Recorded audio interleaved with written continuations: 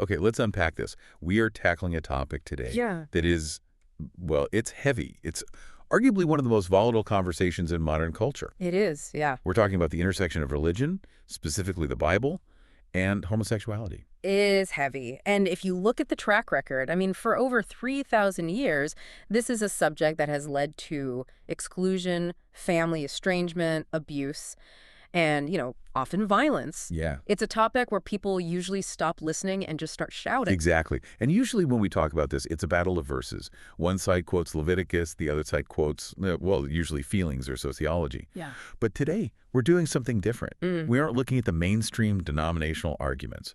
We're diving into a stack of sources that come from a very specific and honestly pretty radical theological perspective. Right. We're looking at a sermon transcript from Bishop Fred de Charnay of the Ecumenical Order of Christ, a theological text titled The New Covenant, Divine Logic, and the Law of Love. And this is the one that really anchors the whole thing. A comprehensive traditional list of the 613 Jewish commandments. The mitzvot. The mitzvot, exactly. And just to set the stage for you, the listener, the mission of this deep dive isn't to tell you what to believe. It's to unpack a specific argument found in these texts. Mm-hmm. And that argument is essentially that the biblical prohibition against homosexuality, the one everyone quotes, was never meant to be a universal moral law for the whole world. Precisely. These sources argue that it was actually a temporary administrative rule for a very specific group of people, the Levite priests, during a very specific time in history, and that modern Christians who use these verses to unlike gay people are missing the context entirely. Which brings us to the core question we're trying to answer. Yeah. Why do so many modern believers fixate on one or two verses from the book of Leviticus, Yeah. while completely ignoring hundreds of others in that exact same text? We're talking about selective enforcement, or, as our sources aren't afraid to call it, religious hypocrisy. It's a fascinating angle. Yeah. But to understand it, we have to start with a distinction the bishop makes right at the beginning of his sermon, the difference between the 10 and the 613. The 10 Commandments versus the 613 mitzvot. Now, most people know the 10 Commandments. Charlton Heston, stone tablets. The whole deal. Right. But the bishop points out something that seems obvious, yet people seem to miss it constantly. The 10 Commandments, the baseline for being sin-free, do not say a single word about homosexuality. That's correct. The sources emphasize that the 10 Commandments were the universal law given to the people. You have, thou shalt not kill, thou shalt not steal, honoring your parents. But nothing about sexual orientation. It's just not there. If you look strictly at the tablets, that prohibition isn't there. Okay, but playing devil's advocate here, because I know what you're probably thinking. Just because it's not in the top 10 doesn't mean it's not in the book. Where is everyone getting the abomination line? That comes from the book of Leviticus, specifically verses like Leviticus 18.22 and 20.13. But here is where the context shifts, and this is crucial to the argument our sources are making. We have to look at what Leviticus actually is. Right, it's not just a random chapter. No, Leviticus is the third book of the Torah. The Greek name Leviticus literally means things pertaining to the Levites. The Latin name relates to Torah Kohanim, which translates to what? Instruction for the priests. Instruction for the priests. So wait, let's pause on the Levites. Yeah. Who were they? Because I think a lot of people just assume Israelites and Levites are the exact same thing. They aren't. The Levites were a specific tribe within Israel that was set apart to be the priest class. They were the only ones allowed to handle the Ark of the Covenant, perform sacrifices, and enter the tabernacle. Mm-hmm. They were held to a much higher, much stricter standard than the average person. So in a way, Leviticus wasn't a memo to the general public. It was an employee handbook. That is exactly the analogy the sources lean into. Imagine a biohazard lab today. If you work in that lab, you have an employee handbook. Right. It says you must wear a hazmat suit, you must go through a decontamination shower, and you can't bring a ham sandwich into the lab. Right. Because of safety and purity protocol. Exactly. Now, does that mean everyone walking down the street outside the lab needs to wear a hazmat suit? No. Does it mean the guy selling hot dogs on the corner is immoral because he isn't wearing one? Of course not. The rules are for the specific job. So the argument is that the purity laws in Leviticus were essentially chemical and spiritual purity codes for the people handling the sacrifices. Yes. They were intended to set the Levites apart from other nations and ensure they were clean for their specific duties. The problem arises when people take a rule from the hazmat manual meant for ancient priests and try to arrest someone on the street in 2024 for not following it. But people do that. They say, God said it, I believe it, that's it. They view the Bible as a flat text where everything applies equally. And this brings us to the part where the source material gets very aggressive about consistency. Because if you say, I am going to enforce Leviticus because it is God's law, you don't just get to pick the gay verse. You bought the whole package. The hypocrisy test. Exactly. Bishop Descharnay is very direct about this. He says, if you quote Leviticus 20.13 to condemn a homosexual person, you are a hypocrite unless you are strictly following the other 611 laws found in that same code. I spent some time going through this list of 613 mitzvot from our source, and I think we need to really dig into this because when you say 613 laws, people just, it sounds abstract. Yeah, it's just a number. But when you look at what they actually are, it gets wild. I'll start out to you. Well, let's start with grooming. Leviticus 19.27. Man must not shave the hair off the sides of their head or shave their beards with a razor. Right. So picture a modern televangelist. He's up on stage, clean-shaven, wearing a nice suit, preaching against homosexuality using Leviticus. According to the very book he is holding, he is currently in active rebellion against God because he shaved his face this morning. Technically, yes. Under that code, he is violating a commandment. And it's not just hair. It's the clothes. Deuteronomy 22.11, you cannot wear garments made of wool and linen mixed together. Shetnez. It's a very specific prohibition against mixing those two fibers. So I checked my closet.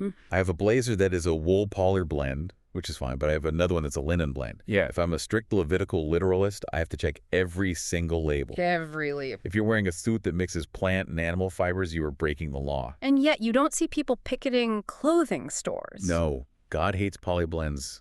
Signs are noticeably absent. And we haven't even touched the dietary laws. It's not just don't eat pork. It's shellfish. It's combining meat and dairy. Which means no cheeseburgers. No pepperoni pizza with extra cheese. The source makes this point vividly.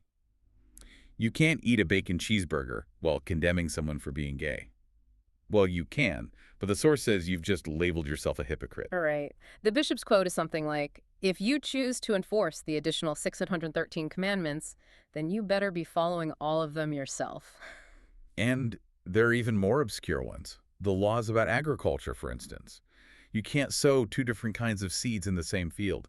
So any backyard gardener with a veggie patch who puts the tomatoes next to the cucumbers, Sinner. Under the strict mitzvot, that's a violation of Kilium. There are laws about not wearing women's clothes, laws about how to treat mold in the walls of your house. Wait, what? Oh, yeah. It involves calling a priest to come inspect the plaster.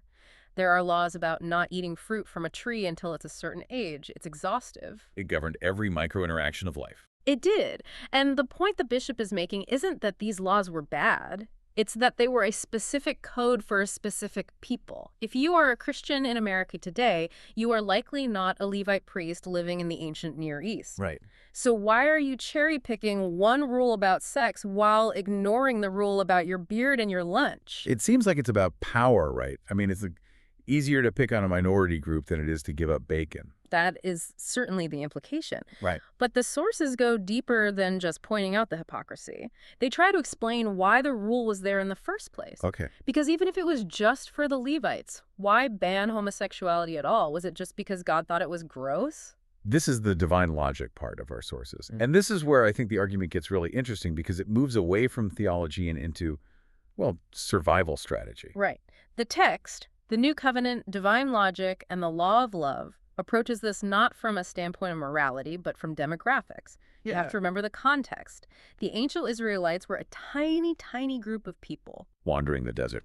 Wandering the desert, surrounded by massive empires, the Egyptians, the Babylonians, the Assyrians, who all wanted to wipe them out. Their primary biological mandate, their only way to survive as a culture, was population growth. It was a numbers game. Purely a numbers game. If you ran out of soldiers, you died. If you ran out of workers, you starved. The source argues that homosexuality was banned strictly because it is non-procreative. Ooh. It didn't help the tribe grow. In that specific context, every sexual act needed to result in a potential new soldier or worker. The source even points out that polygamy was encouraged at the same time for the exact same reason, which is something modern traditionalists hate to talk about. Yes. It's the elephant in the room. Biblical traditional marriage often involved one man and multiple wives. Why? because it meant more children faster. Right. It wasn't about romance or one soulmate. It was about maximizing the birth rate to prevent extinction. So fast forward to today. The source brings up a pretty staggering number. We have over 7 billion, almost 8 billion people on Earth. We are definitely not in danger of extinction due to a lack of babies. In fact, we're dealing with overpopulation, resource scarcity, climate strain. So the logic follows. If the rule was, have as many kids as possible to survive, and we have now survived and thrived, the rule is obsolete. The source uses a really compelling analogy here. Imagine God tells you to plant crops in a specific valley. He says, you must plant here to eat. It's a divine command. But 100 years later, the climate changes and that valley becomes a barren desert. You stop planting there. You stop planting there. If you kept planting seeds in the sand just because God said so 100 years ago, you'd starve. You'd be following the letter of the law, but violating the logic of survival. That makes sense. The source argues that God is not illogical. If the purpose of the ban was population growth, and we are now overpopulated, the ban serves no purpose. I want to push back on that for a second, though, because the standard religious counterargument is God doesn't change. If something is a sin in 1000 BC, it should be a sin in 2024. Does the source address that idea? It does. That maybe morality isn't supposed to shift with the times? It does, and it addresses it through a theological metaphor that I think is quite profound. It's the difference between childhood and adulthood. The father metaphor. Yes. The text explains that humanity evolves. In the same way a human being grows up, our relationship with the divine grows up. The source says, imagine a father and his child. If the child is 5 years old and tries to break into the liquor cabinet, what does the father do? He probably yells. Yeah. He might spank them, at least in the ancient context. He sets a hard rule. Do not touch those bottles. Right. Do not touch, do not taste, stay away. It's a rigid, strict law because the child lacks the capacity to understand why. It's about compliance. But when that kid is 25... The father might sit down and have a beer with them. The relationship changes. The strict, rigid rules of childhood are replaced by a more mature understanding. Okay. The source argues that the law of Moses, those 613 strict rules about fabric and beards and diet, was the childhood phase of the chosen people. They needed strict discipline to survive and form an identity. But we aren't children anymore. That's the claim. Humanity has entered a more mature stage. And this is where the source pivots to the transition found in the New Testament. Right. This is where Jesus, or Yeshua, comes into the picture. The source quotes Matthew 22.37-40. This is a famous passage, even if you aren't super religious. Jesus is asked about the law, essentially. What is the most important rule? And notice what he doesn't do. He doesn't start listing the 613 mitzvot. He doesn't say, don't eat shrimp or don't be gay. He boils it down. He reduces the entire law of Moses to just 2 commands. 1, love God with all your heart, soul, and mind. And 2, love your neighbor as yourself. On these 2 commandments hang all the law and the prophets. It's a massive simplification. It's a shift from do this ritual, don't eat that, don't wear this, to love God, love people. From compliance to intent. Exactly. The argument here is that if your enforcement of a law causes you to hate your neighbor like picketing a funeral or bullying a gay teenager, you are violating the higher law of love to keep a lower law of ritual. And that's a powerful point. But now we have to touch on the specific, and I'll say controversial, theological context of our sources here. Yeah. Because they aren't just talking about historical Christianity or general theology. They're making a very specific claim about the present day. Yes, this is unique to this stack of sources. They are from the Ecumenical Order of Christ, and they reference the return of the Messiah, referred to as Lord Riel. Right. And Yeah. we need to report on this accurately, regardless of where you, the listener, stand on that specific belief, and it is a radical belief.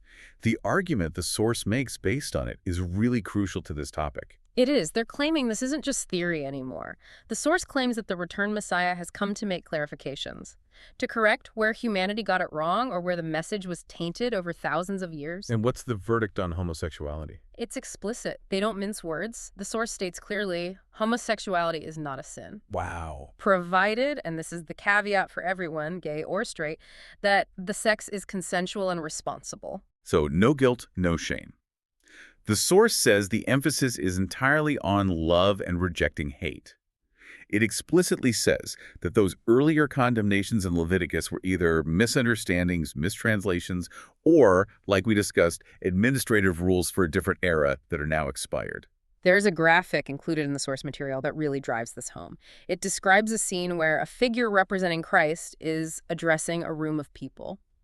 And these people are holding hateful signs like, God hates fags or God hates Jews. Westboro Baptist Church type of crap. Exactly. And the caption simply reads, I've gathered you all here to inform you that you're wrong about everything. Wow.